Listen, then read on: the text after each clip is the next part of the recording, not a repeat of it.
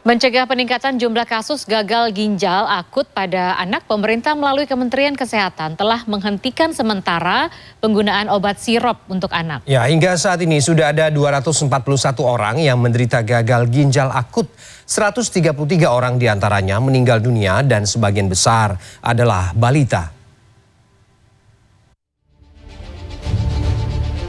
Menteri Kesehatan Budi Gunadi Sadikin menghentikan sementara peredaran beberapa obat sirup sebagai langkah untuk mencegah bertambahnya kasus gagal ginjal akut pada anak. Hingga saat ini sudah ada 241 orang yang menderita gagal ginjal akut dari 22 provinsi di seluruh Indonesia. 133 orang diantaranya meninggal dunia dan sebagian besar adalah balita. Laporkan adanya 241 ya kasus gangguan ginjal akut progresif atipikal atau AKI di 22 provinsi dengan 133 kematian atau 55% dari kasus.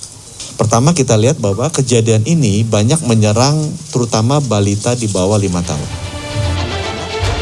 Larangan peredaran sementara beberapa merek obat sirup akan terus dilakukan sampai BPOM bisa memastikan obat mana saja yang terbebas dari senyawa kimia etilen glikol dan dietilen glikol.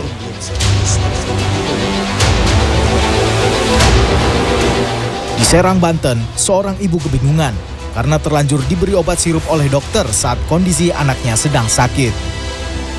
Mengetahui kabar bahwa untuk sementara anaknya tidak diperbolehkan minum obat sirup karena kandungan tertentu yang menjadi penyebab gagal ginjal akut, kini sang ibu bernama Tini menjadi ketakutan.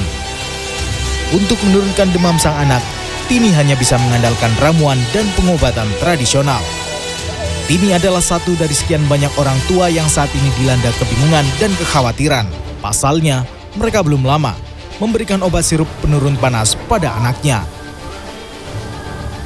Akhirnya saya memberhentikan obat dari dokter, diobatin herbal, minyak telon sama bawang merah.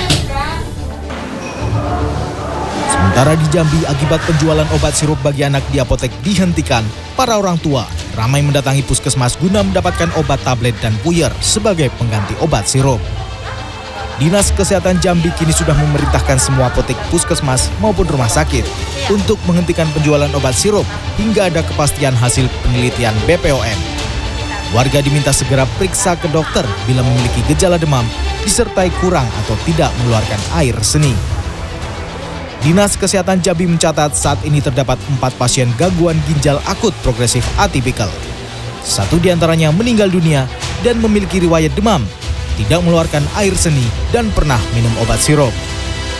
Tim Liputan CNN Indonesia.